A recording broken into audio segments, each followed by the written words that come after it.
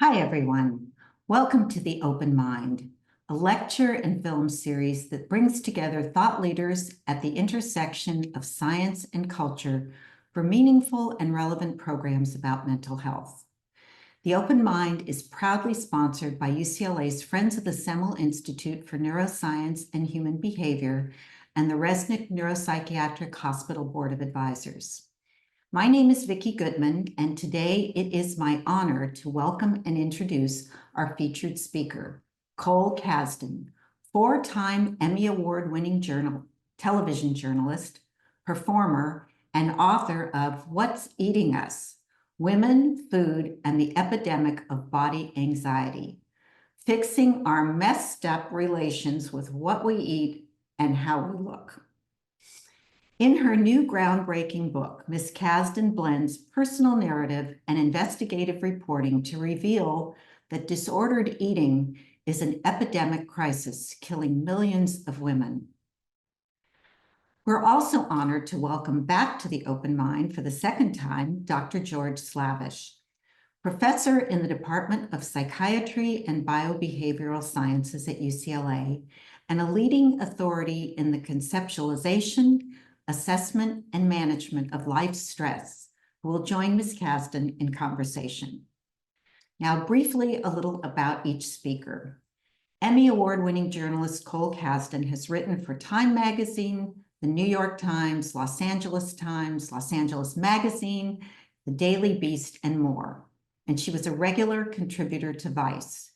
She has produced television for Good Morning America, Nightline, and World News Tonight. Cole has told stories live on the Moth's main stage across the country, the Moth Radio Hour on NPR, and she has performed storytelling all over Southern California, where she is a proud three-time Moth Grand Slam champion. Her solo performances have garnered national praise and been optioned for film. A contributing author to the best-selling book, The Moth Presents All These Wonders, True Stories About Facing the Unknown, she coaches and teaches writing all over the world, as well as leading workshops and classes for corporations and universities, and she currently teaches at the UCLA Extension Writers Program. Dr. George Slavich has many titles, so here's just an abbreviated list. He is the director of the UCLA Laboratory for Stress Assessment and Research, the director of the California Stress, Trauma, and Resilience Network, the director of the UCLA Bruin Stress Resilience Network, and director of the Evaluation and Evidence Department for the UCLA-UCSF ACEs Aware Family Resilience Network, which is California's statewide initiative to develop, promote, and sustain evidence-based methods for addressing the negative impacts of adverse childhood experiences and toxic stress physiology on health and well-being. His work has been covered by many media outlets, including the New York Times, the Washington Post, The Guardian, The Atlantic, Scientific American, Time Magazine, HBO, and NPR, among others. We are very grateful to both of our esteemed guests, Cole Kazdin and Dr. George Slavich, for taking the time for their busy schedules to share their knowledge and insights about our complicated relationships with what we eat and how we look. A few housekeeping notes before we begin. Today's program will run for approximately 1 hour, with the last segment reserved for your questions. If you would like to ask either of our speakers a question, please type it into the Q&A, which is at the bottom of your Zoom screen. We have over 1,500 people registered for today's program, so you can imagine there will be a lot of questions. We'll do our very best to get to as many as we can in the time allotted. Today's program is being recorded. You can view it starting tomorrow on our website, friendsofsemelinstitute.org. There you will also find a calendar of upcoming programs, videos from past events, and information about the other programs we support, such as the Open Mind Film Festival for high school students, the Teen Advisory Council, our Gen Z Wellness Summit, our Friends Research Scholar Program, and Endowed Term Chair. Just one more little thing. If you feel our Open Mind series provides a valuable service to the community, We would greatly appreciate your support. There is a donation link on our website. Again, that's friendsofsemmelinstitute.org. And you will also find a convenient link on the thank you note that you will receive via email tomorrow. Now, please join me in giving a warm Zoom welcome to Cole Kazdin and Dr. George Slavich. Thank you so much. Thank you so much, Vicki, and welcome in everybody. This is just a real honor for me. And Cole, I'm such a huge fan of your work, and it's an honor and a pleasure to be able to serve as the moderator of this conversation. And I have to admit, it's not every day that a scientist like me gets to interview an investigative reporter. So thank you for Tables that. are turned. No, I'm very excited for this conversation, especially because of your particular specialty. So I'm excited for our chat.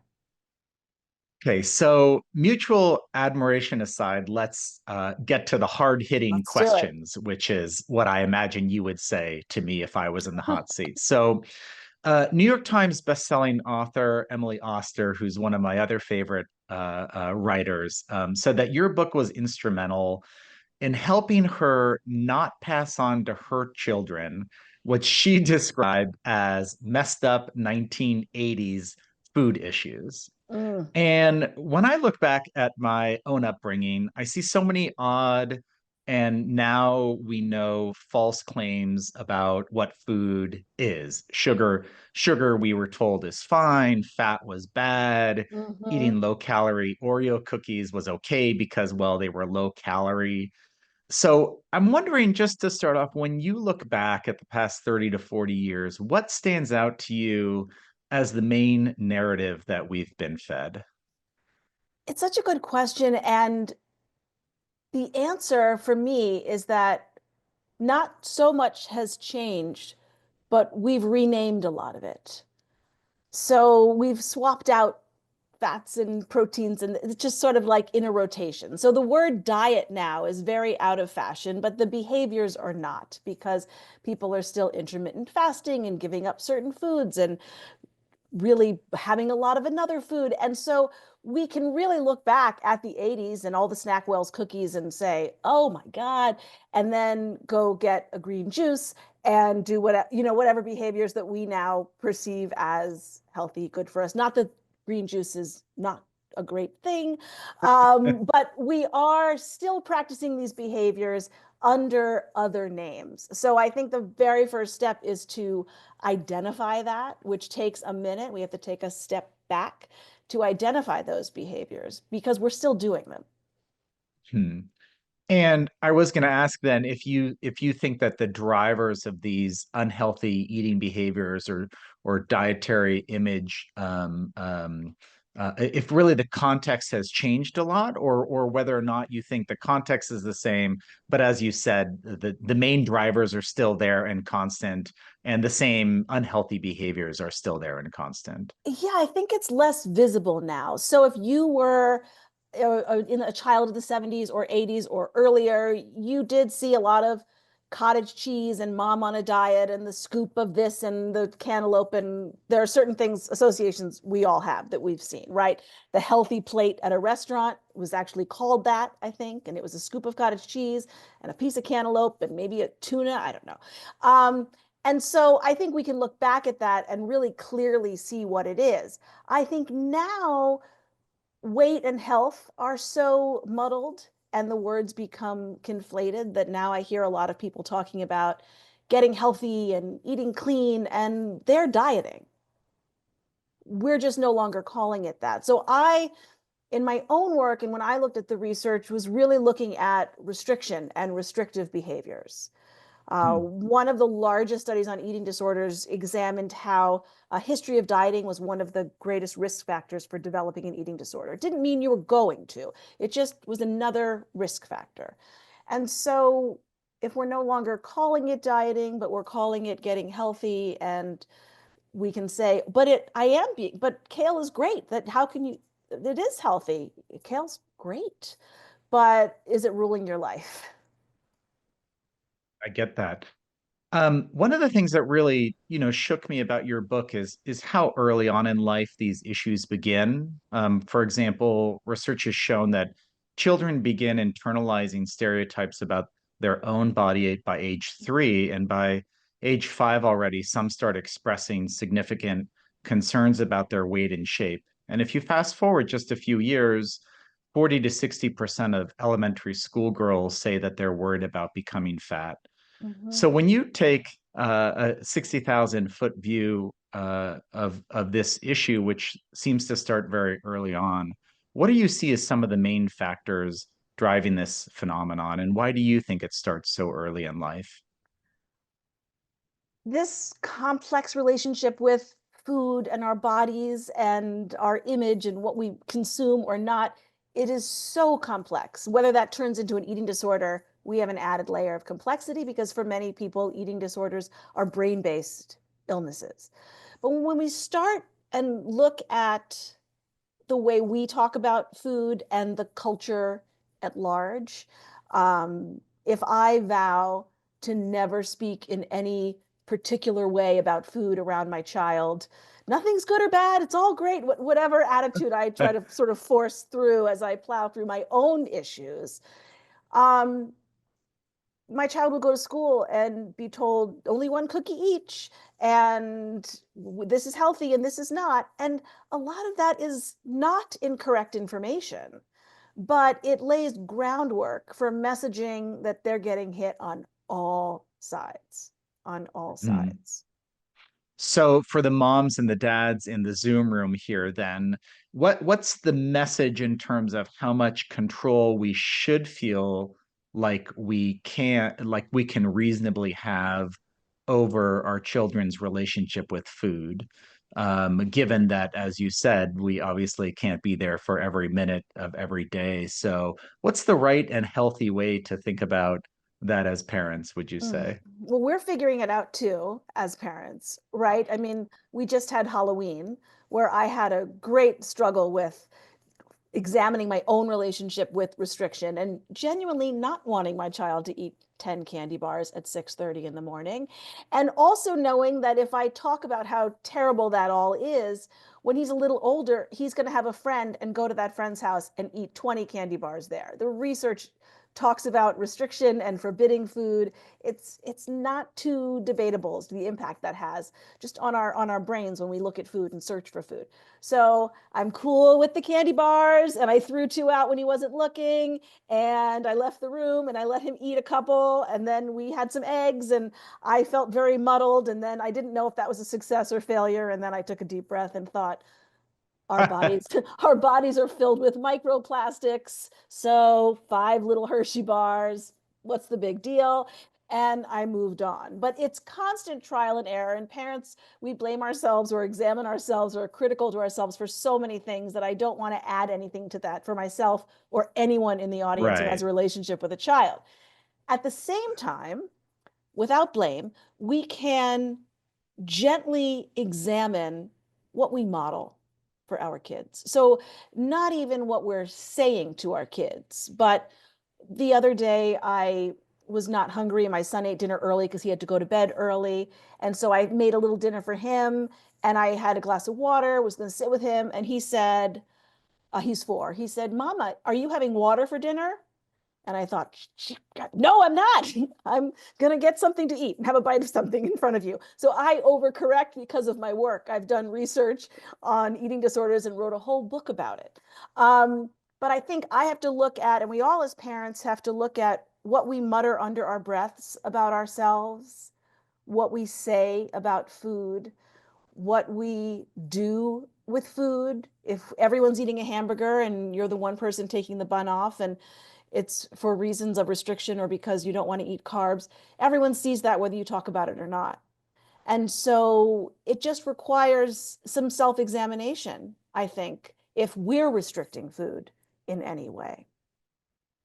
And I have to ask, because we all, of course, have our own relationship with food, and what you're bringing up is certainly a challenge that I think we all experience, which is how we deal with our own anxieties, but also Mm-hmm. sort of moderate or mediate it, what comes out of our mouths, and how we can, as you said, sort of nudge the right behaviors for the people around us, and not perpetuate or demonstrate Right. the anxieties or the restrictions which at different times we may also want to do. So are there certain tips or tricks that you have found in your own life, or that you learned from scientists, to be particularly useful to moderating your own behavior in a way that allows you to demonstrate the best for our kids? Well, the part of your question about what we learn from science, that to me is a balm, right? So maybe not, that's not that way for everybody, but for me it is. So I go back to the research. So if I have a day, and part of why I wrote this book, a big part of it, the impetus was my own recovery from an eating disorder was deeply unsatisfying. And I wanted to turn and approach that recovery as I would as a journalist instead of a patient, because being a patient doesn't always get you very far, unfortunately. As a journalist, I can talk to people who don't take my insurance and pick up the phone and talk to the top researchers and figure out some things.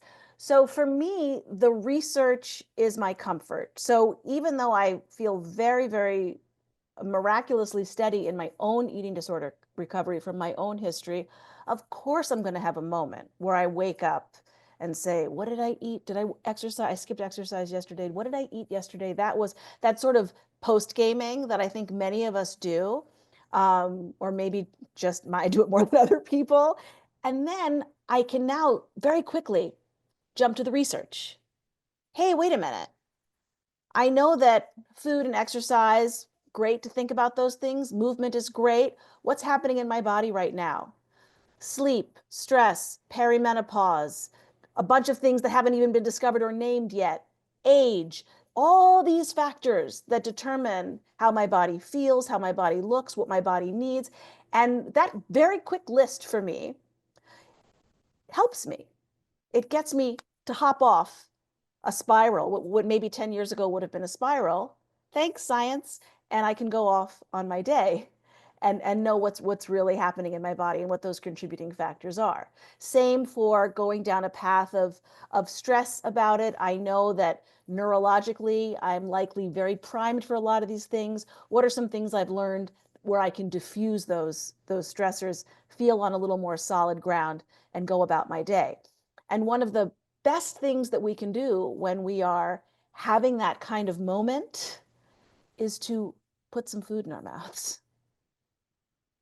And tell us a little bit about why that's helpful. So what process are we short circuiting by putting a little bit of food in our mouths? I mean, how is this the fork toward remaining stable as opposed to going down this spiral of restriction or negative body image?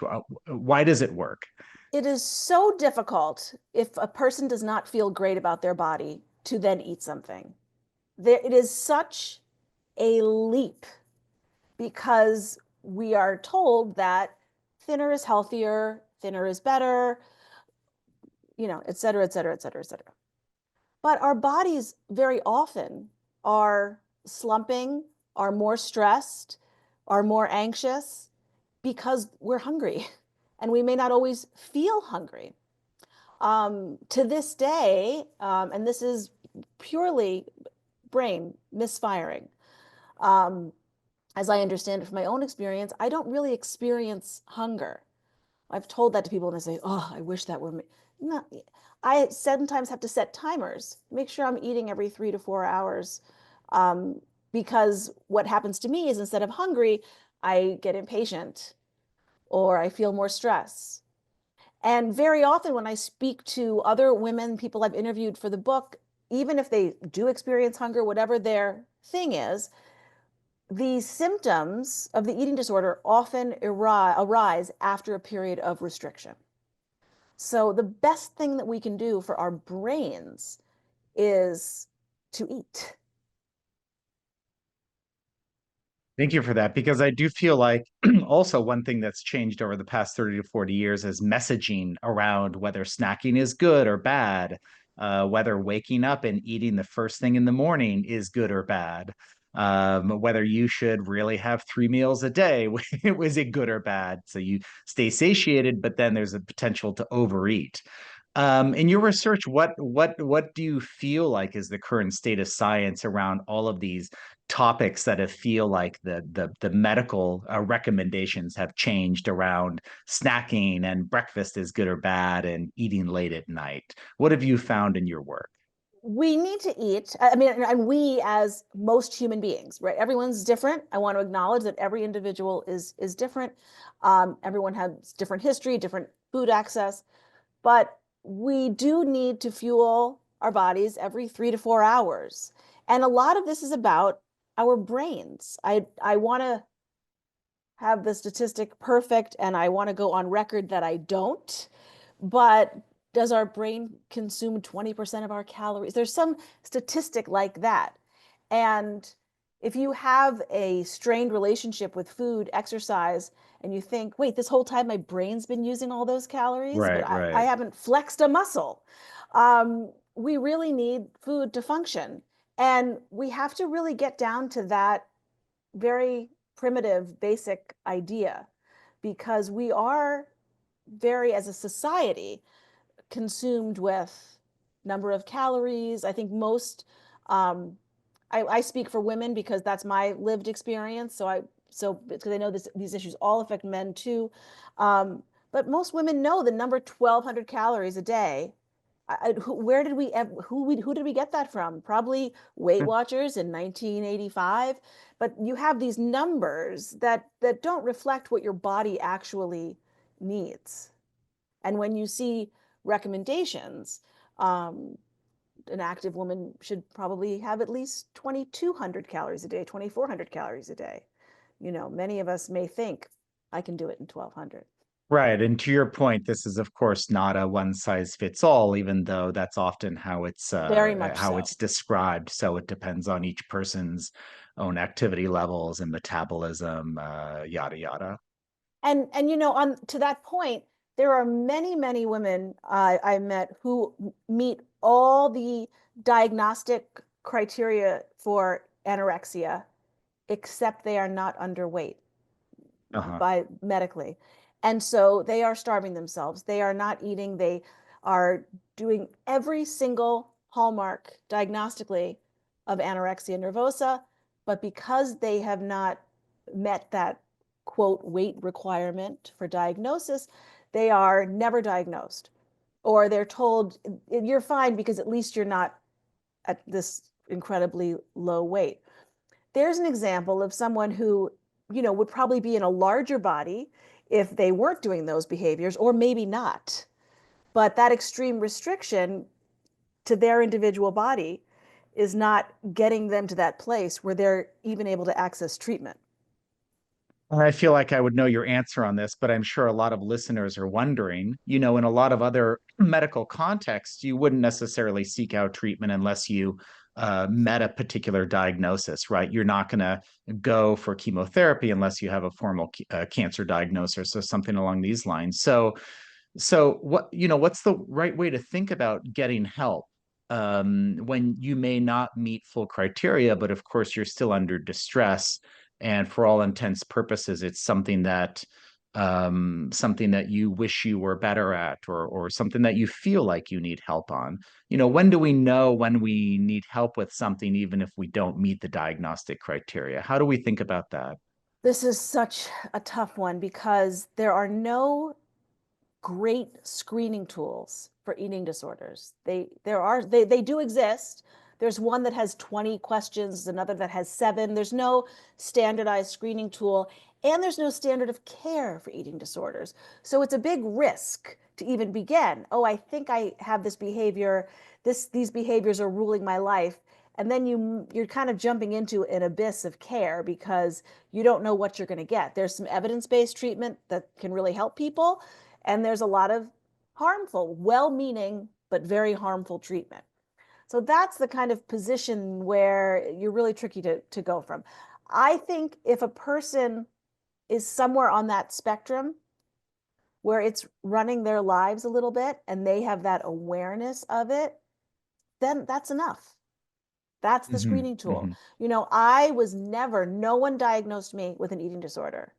I chased down treatment myself, and I met all the criteria. And instead, I had doctors telling me that I lost weight, even though I was, at a very, very low weight. It was still acceptable. Um, One doctor, when I found what I thought might be a lump in my breast, said, "You're just so skinny." And I thought, is that a compliment? So, and again, not her fault. We have 7 minutes in a room together and she's looking at some numbers and then I don't see her for a year. So I think that if you feel that this is ruling your life in some way, or if you're observing your child, for example, it might be time for a gentle conversation with yourself or with the person you love. And if you don't mind me asking, when you came to your healthcare provider and wanted treatment, and did you feel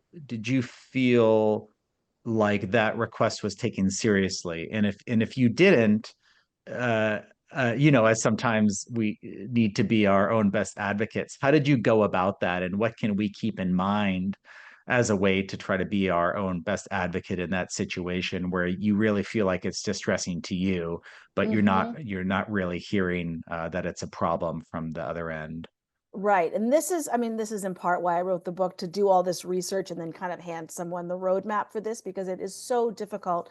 I circumvented all my, primary care, everything, and found someone who was practicing what was the most evidence-based treatment for eating disorders at the time for adults, which is, cognitive-based therapy, cognitive behavioral therapy, um, which I later found works about 50% of the time if you're left fortunate enough to do it, but it is the best game in town for adults. Um, so it's difficult to find what that thing might be. Family-based treatment is really excellent, really great results for young adults, adolescents, and kids. And there's a new therapy that I learned about called temperament-based therapy with supports, which is really rooted strongly in the newest brain research that's coming out now. And that is the thing that for me got me over that hump of of really feeling recovered and that this was out of my head.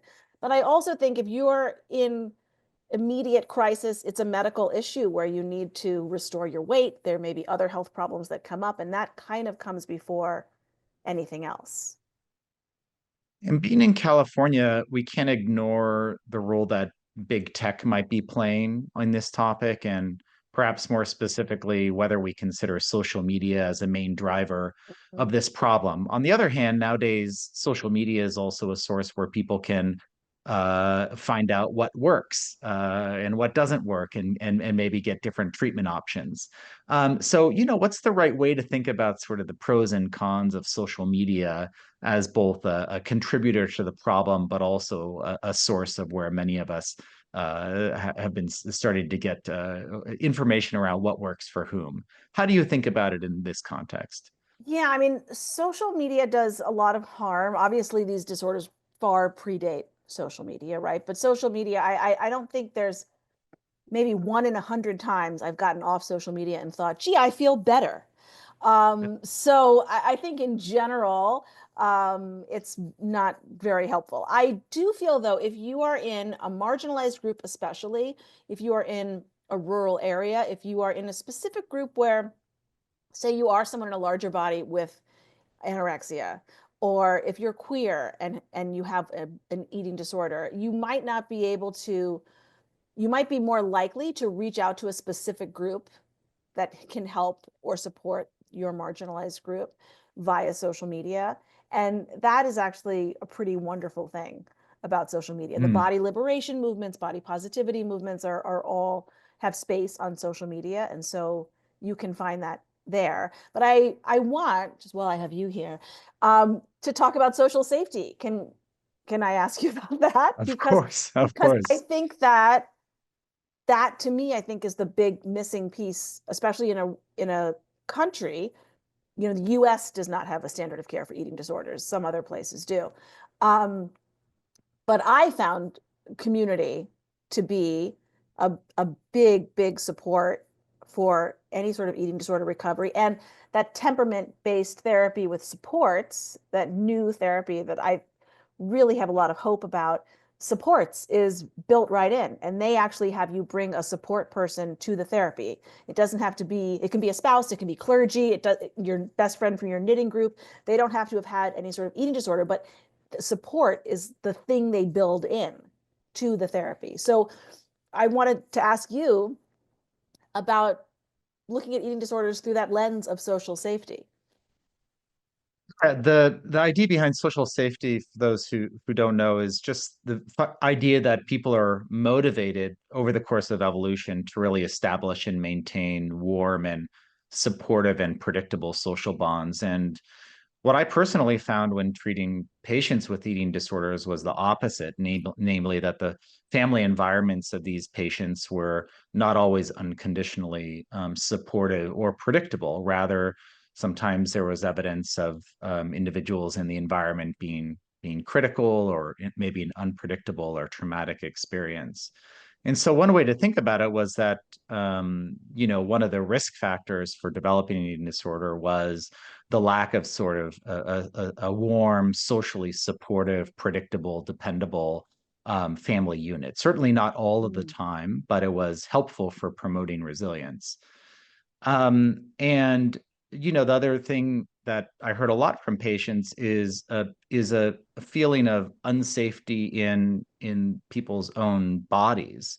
You the feeling of counting calories or of trying to hit a certain weight as a way to manage emotions or to feel like you have a sense of control.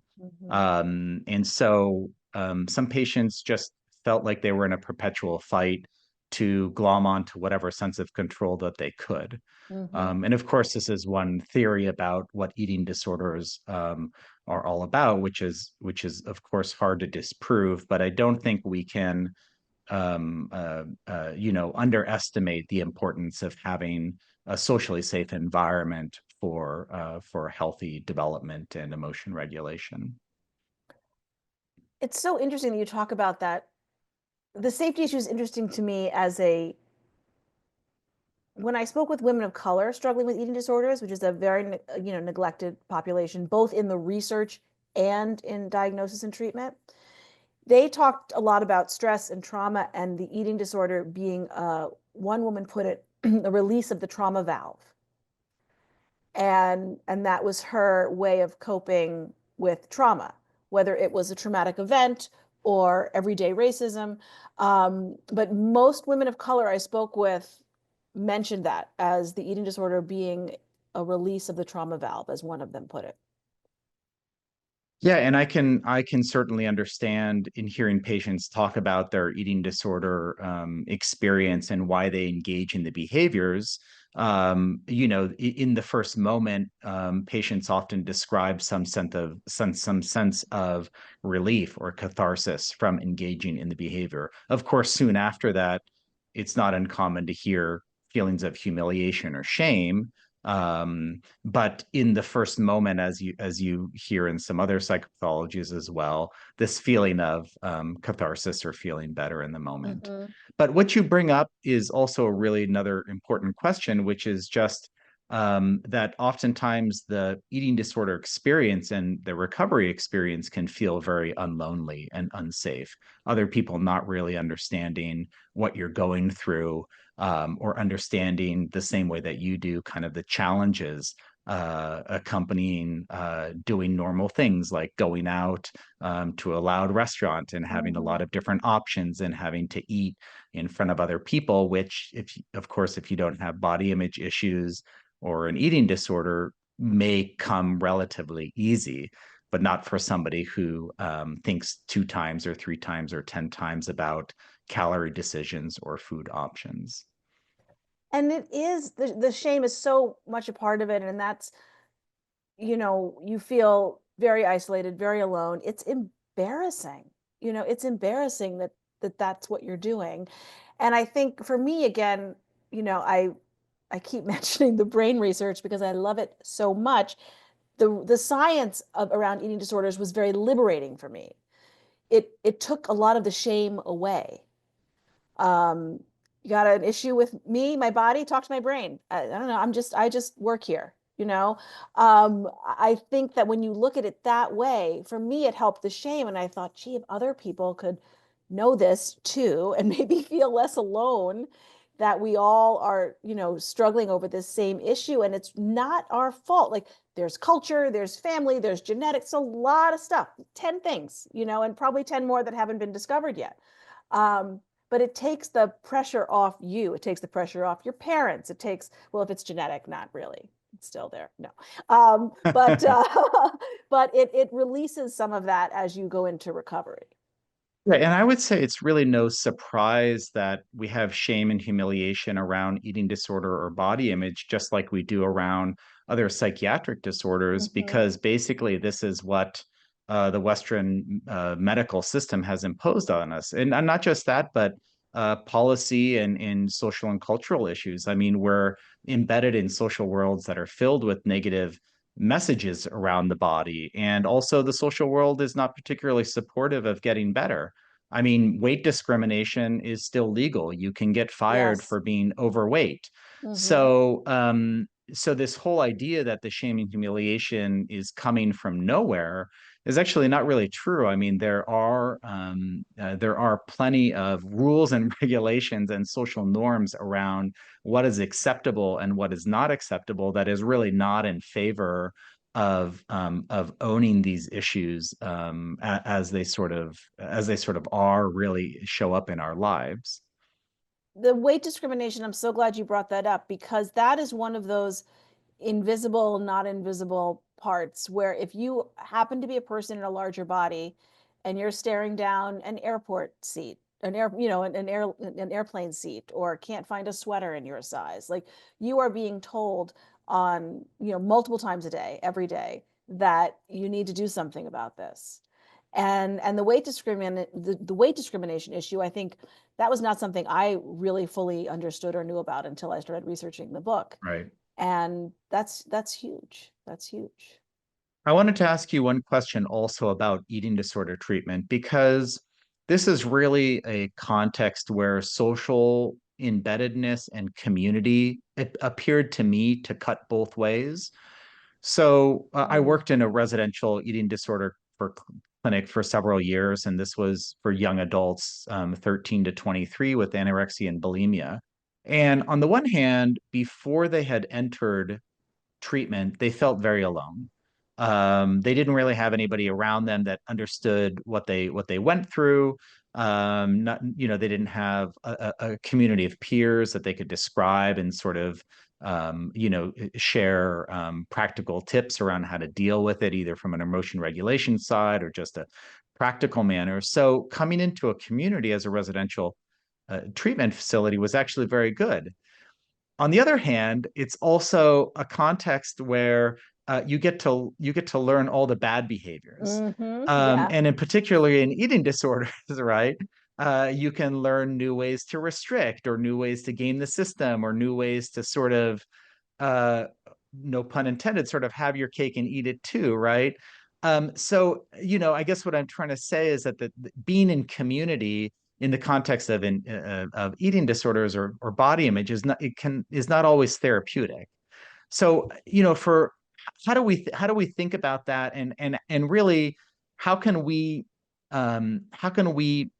amp up the positive aspects of being in community when we're around other individuals who have some of the same challenges or negative thoughts around body image, while not sort of perpetuating the negative thoughts or the negative behaviors? How do we show up for one another in a way that's supportive and not sort of reverberate the negative stuff that might be going through our own mind when it comes to this? My educated guess from the research would be to keep people in their environment of their home life, whatever, unless they're in danger, as much as possible while they're in therapy, and to make sure that that treatment is tailored to that individual. So in a residential setting, yeah, it's going to be a lot of diet tips if people are unwell, right? And if they are in some one size fits all environment, which I know is often sometimes the best or only game in Right. town, right? But we're learning new things now. And I think that, one really exciting treatment that's an online treatment center called Equip Health that I get no commission from, but I've researched their program. It's all online. Pre-COVID, the idea was online to make it so that family members or support could attend therapy sessions with you, and no one had to leave work an hour early to do that, right? So they made it all online and create, I think it's a 5 or 6 person care team. You have peer support, psychiatrist, psychologist, mentor, there's you got a big support team that can support just you. So there's no one you're turning to for, oh, what did you do? What are you in for?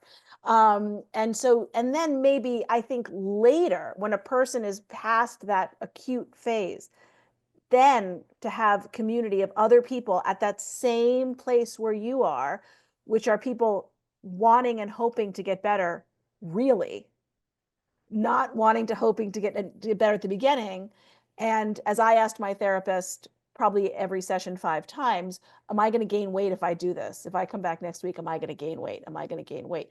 At a certain point, when you stop asking that question and you start to get better, that's a great point to introduce, peers, I think. And I'm sure a lot of people in the Zoom room here are really appreciative of that referral because, of course, not everybody has the interest or means to fly out to Manhattan for a fancy schmancy treatment center or to Malibu.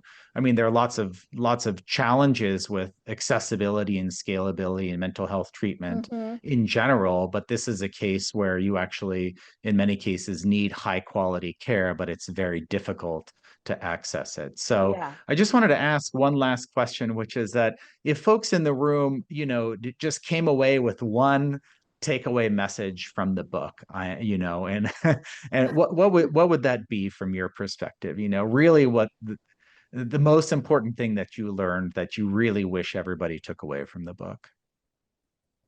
I mean, the first thing that comes to mind is if you can't immediately solve or fix or feel better about this, that's not on you.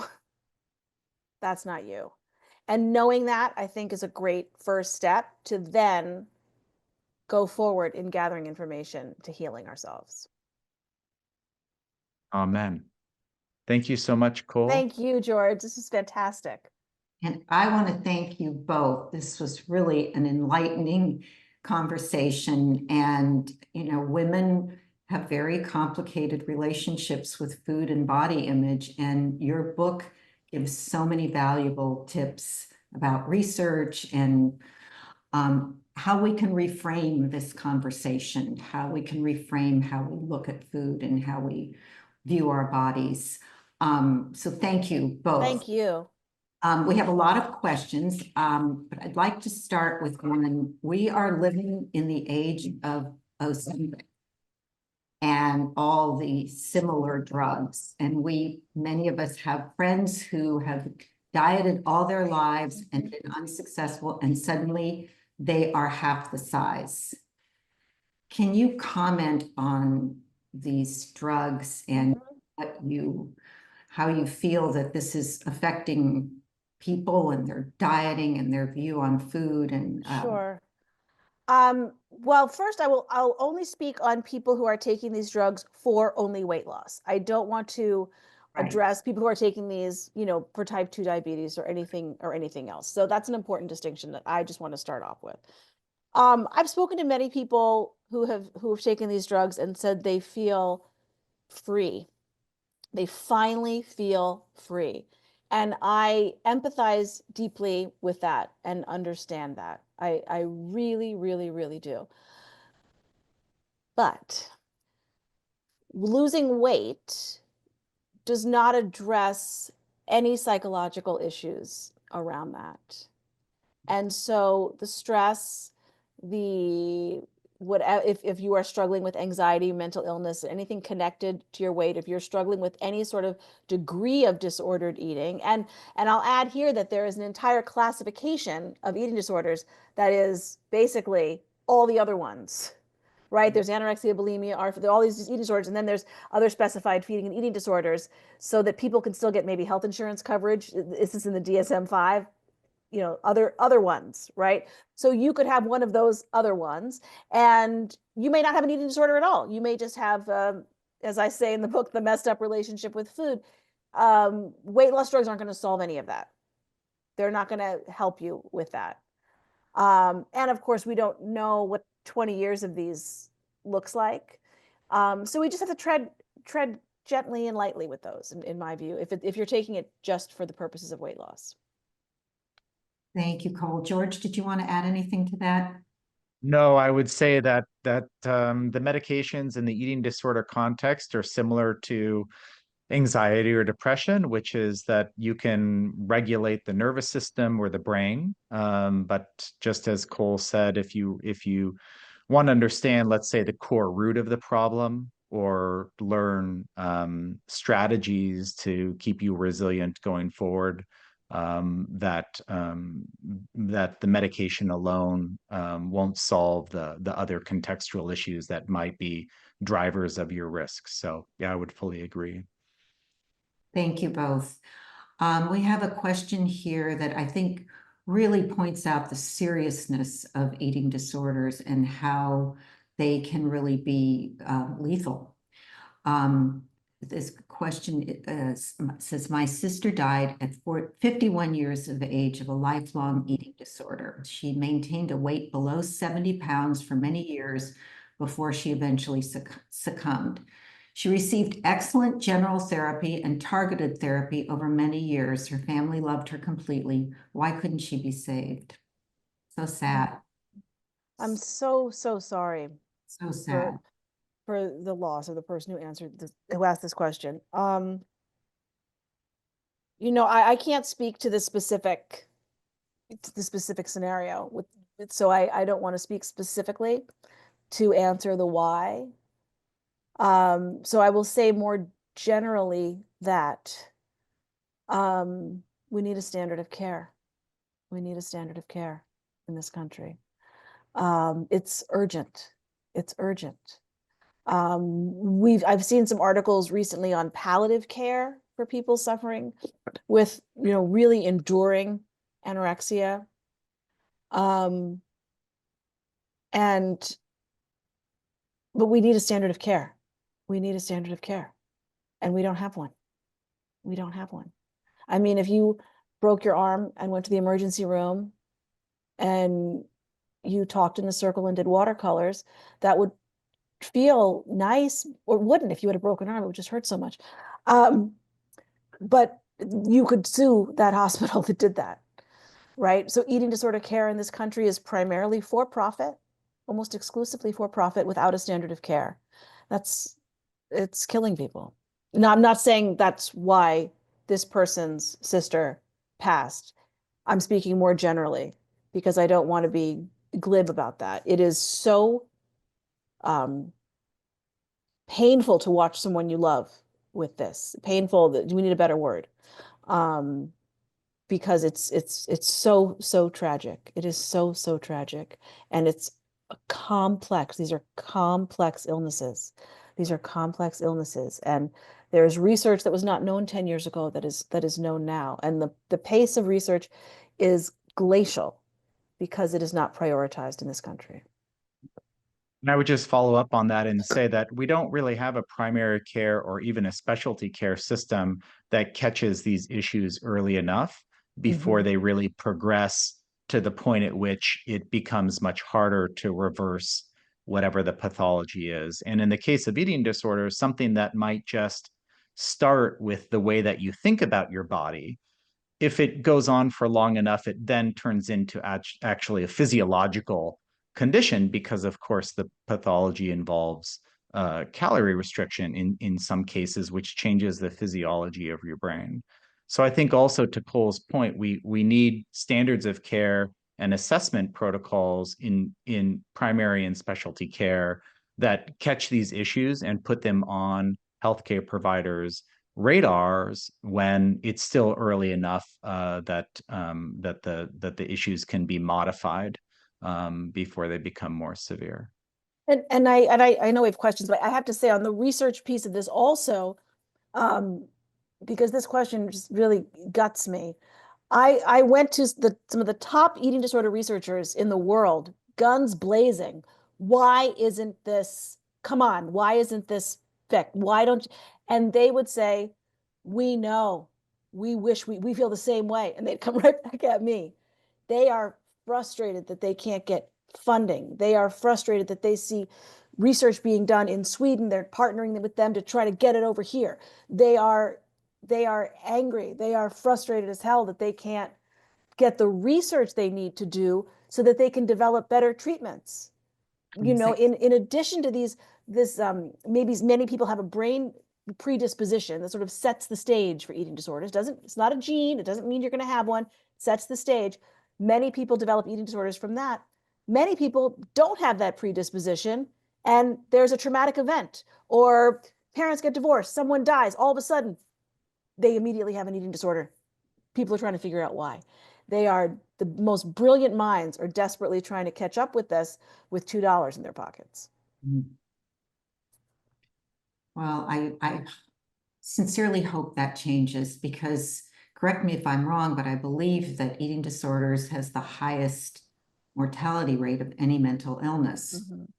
Am I correct? I believe it's highest, second highest, but if you're fighting over first and second place, does it really matter? You know, right. so yeah. We have a question here about asking to expand about eating disorders as brain-based illness. If you could expand on that a bit. There are new research is really exciting, looking at certain connections between misfired signals in the brain. And this is being explored on a lot of different levels, and I'm not a neuroscientist, so I will oversimplify it like the journalist I am. With one example, there was a really interesting study a couple of years ago looking at women who had a history of anorexia and then a control group of women who had never had an eating disorder. They had the women not eat for 12 hours, 16 hours, something like that. The women in the control who had no history of eating disorders had the normal response. They were getting fatigued, foggy, hungry, stomach growling, preoccupation with food, where's some food, where's some food, where's some food. That's what your human body does to stay alive, looks for food. The women with the history of anorexia did not have that response. They were fine. Let's play another game of cards. We're fine. We're not experiencing hunger. We're not looking for food. We're not preoccupied with it at that moment. So that is a brain misfiring. These women were primed for these eating disorders. Their brains were setting them up for it. The control group did not have that. So that's just one example of just an enormous amount of really new, exciting brain research. They're looking at the brain scans of these women, and they're not having that same activity that the woman without that history is having. So it's exciting because it's another step towards understanding these illnesses better, which will in turn develop better treatments. Thank you. It's very interesting here. We have one person asking a question of how you feel about Overeaters Anonymous, and another saying that they have been going to Overeaters Anonymous and the support group and rationale of healing and recovery has been profound. So can you comment on Overeaters Anonymous? So I spent some time, I researched this because I found a lot of women who could not get actual treatment, like therapy, would go to Overeaters Anonymous, and they found real community there. Here's the thing about Overeaters Anonymous. It works great for some people. It's triggering and harmful for other people. If you're in the latter group, you should steer clear. If you're in the former group, great. The attitude is, if you find something that works for you, that is something that you should continue doing. The tricky thing is, Overeaters Anonymous, it's in the name, anonymous, they will not share data with anyone. So it's difficult to study and actually see if it's working. I went to a Zoom meeting for research. I'd never been to Overeaters Anonymous before. I knew a lot of people who went for diet tips, and it would often devolve into that from what I heard from many friends of mine, because you have a bunch of undiagnosed folks in a room struggling with eating, and that's going to happen. When I went to the meeting that I went to, I was really floored by the community and the sense of support. I thought it was really stunning. And then the diet tips started. I'm giving up sugar. One woman was bringing a toaster on vacation so she could toast the carb-free bread that she was bringing. And I thought, okay, this is not for me. I couldn't do this. I couldn't do this. Overeaters Anonymous themselves has statistics on their website about how many people have lost weight through the program. So I believe if someone is tracking weight loss, you can call it a diet. But because the groups are so individually, moderated, one group might be really great and supportive and another might not. But as a whole, the organization does track weight loss. That's not something that would be great for me. But again, the individual groups might be moderated, that you get into one that you find really supportive. And another one might be really triggering. It's kind of a crapshoot, so you have to see what works for you.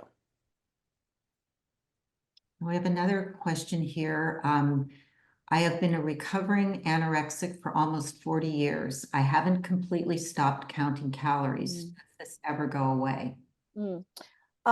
Thank you for that question. That's why I wrote the book. That was the mystery that I set out to solve, because I felt the same way.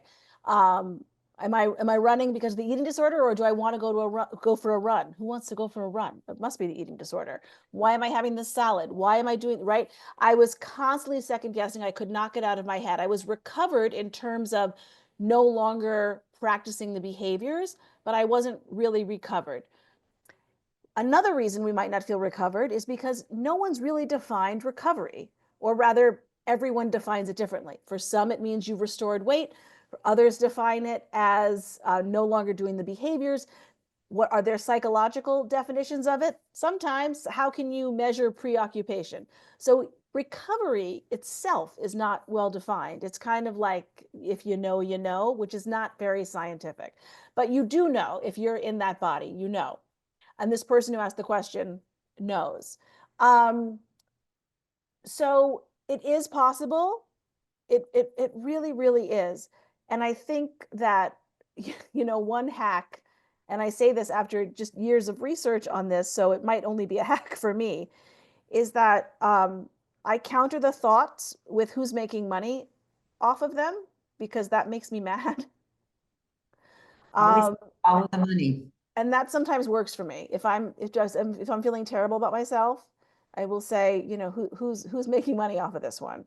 So that can sometimes be a hack for me. But I think to know that the thoughts are going to come, but the thoughts aren't your voice, even though it feels like your voice because you've been living with them for your entire life.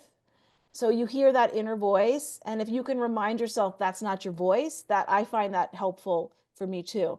But I do believe recovery is possible, and I was not a person who believed it was possible a couple of years ago. And I don't mean that in an evangelical way to talk about my recovery. I just think that there are more support systems out there. There's more research. It takes a long time to find it and sort through, but it is possible, and it might look different for everyone. But the thoughts are going to be there, but you can turn the volume down on them. I hope that answered the question. Well, thank you so much. You've answered that question and so many more with your gift of this book on a subject that is near and dear to many women's hearts and minds. So really very grateful to you for writing it, for tackling the research that needs to be done, and for pointing out where more research does need to be done so it can save lives. And so thank you, Cole. Thank you, George, for sharing your expertise with our open mind audience. This is your second time with us, and each time it just seems to be such a treat to have the knowledge that you impart to us. So thank you for that. And thank you to everybody that tuned in today. This was a very informative program, as are, I have to say, all our Open Mind programs. You can find the schedule on our website, friendsofseminalinstitute.org. Next one will be on November 13th, is on bipolar disorder. And I will have to say some of those drugs cause weight gain. And that's another factor we couldn't even get to today. But so maybe we can touch on that on the 13th when we talk about living well with bipolar disorder. So thank you, everyone. Thank you so much. Stay well, take a big breath. These are challenging times.